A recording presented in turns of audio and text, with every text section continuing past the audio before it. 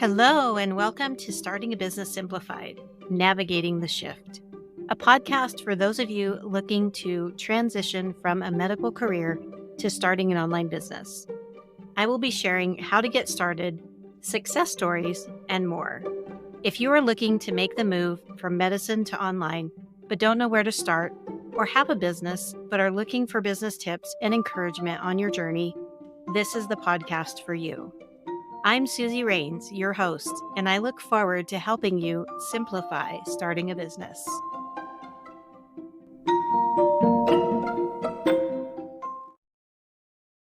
Susie here with another episode of Starting a Business Simplified, Navigating the Shift.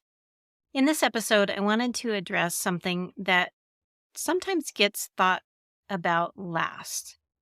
When we start a business, we get excited about all the things that we want to do for our clients, the service that we want to provide. And we think about the marketing, and we think about the cost, and we think about the price we want to charge. We think about our social media accounts, our networking, all the pieces that go into it. And many times we don't spend very much time thinking about the client experience. What exactly will your clients experience working with you?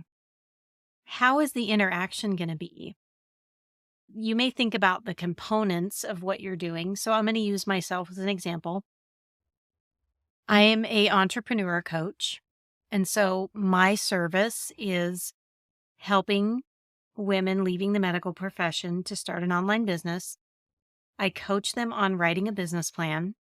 We work together through a structured program to write out everything they need to know about their business from beginning to end, everything. And the part that I have them think through in really good detail is the client experience. So for my client experience, the one that I have set up for my clients, it's the tools that I use to stay in contact with them. So from the moment that they sign up for my coaching program, it's how are we communicating? So I have a coaching program tool that I use so that they can get in touch with me anytime they want. It's secure, it's private, it's not on social media, it's completely separate. So they have to be intentional about communicating with me as their coach. So even if we met somewhere else, they are in a specific coaching program. So it identifies when they are sitting down to do any type of coaching or any type of work in between our sessions, they're logging onto a separate system that is specifically for that. So I like to think of it as if you were in college and you were taking an online course, you would go log into the college that provided that course. So it's separate from your everyday life. And I do that on purpose because I want my clients to feel, first and foremost, intentional about what they're doing so that they can feel confident and really get as much out of their experience with me as they can. My goal for them is to map out their business plan in a way that they feel confident, they have clarity, and they are excited about starting their business. That's what I want them to get out of it. So in order to do that, I have them log on to a separate system. It has a way for them to communicate with me one-on-one so they can send me messages and I can see their messages. They can see mine. I can comment on their work. So they are not left with a whole week in between our live coaching sessions without a way to get in touch with me.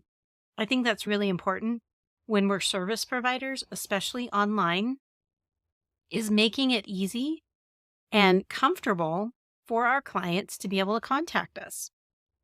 I've signed up with coaches before in like big group programs or not so much in one-on-one because when you're one-on-one with somebody, it's a lot more intimate. So you have a better relationship there. But group programs, there's some that don't do so well with the client experience. You sign on to their program and then everything is recorded and you just watch videos and you can't get in touch with the actual coach. You're talking to their team, somebody else, but not the person that's actually doing the teaching. And I don't want that for my clients. So I don't do that.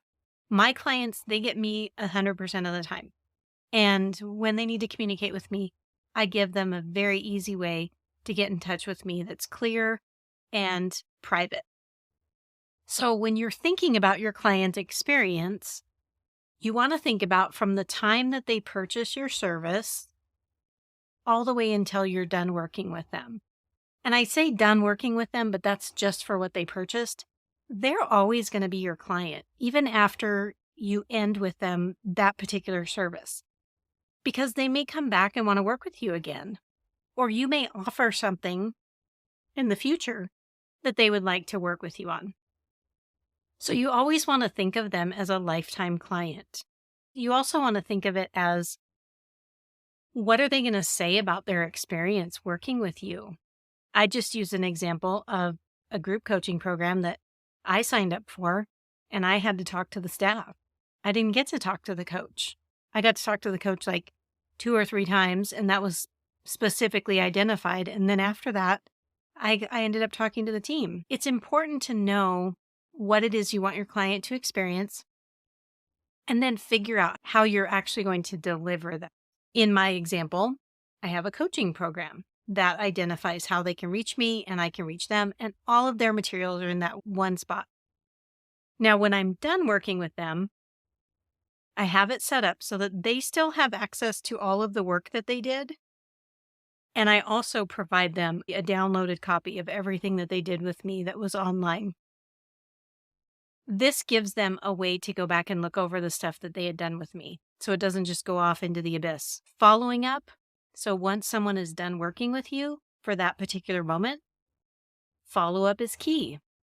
Checking in with them, asking how they're doing. One of the services that I provide when people work with me is I will line them up with the right professional service provider to help them continue growing their business. So when they finish with me, I can give them the name and a contact for somebody that can help them further grow their business. So if they're looking for somebody to help them with marketing, they're looking for someone to help them with operations or for bookkeeping, financial, anything that they need help with that I can't provide, I'm networking and creating those references to be able to help them move forward and not be stuck. So thinking about how the transition is when you're done providing the service is another key thing to think about. So I bring all of this up and I talk about the client experience.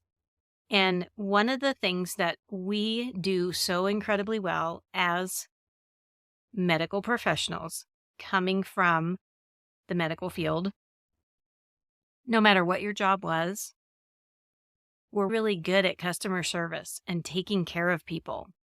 So I want you to keep that in mind when you're thinking about how you work with your clients.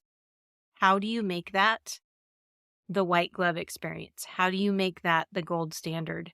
How do you let them know that you care and genuinely give them what they need so that they feel like they're getting the best of the best?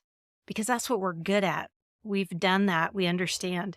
We're caregivers at heart, and we know how to do that.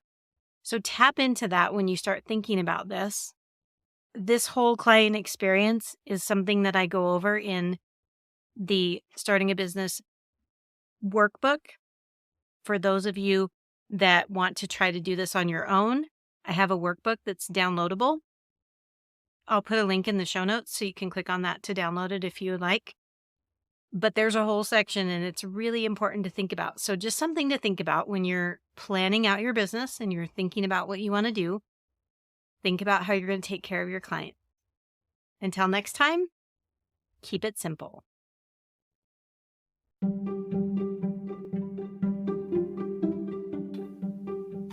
Thanks for listening to this episode of Starting a Business Simplified, Navigating the Shift. If you enjoyed this episode, then hit the subscribe or follow button on your favorite podcasting platform so you'll never miss an episode. This podcast is for you, so be sure to reach out and let me know what you thought about this episode. You can join our Facebook community, Women Medical Professionals Starting an Online Business, where we share resources and information as a community. Click on the link in the show notes to join.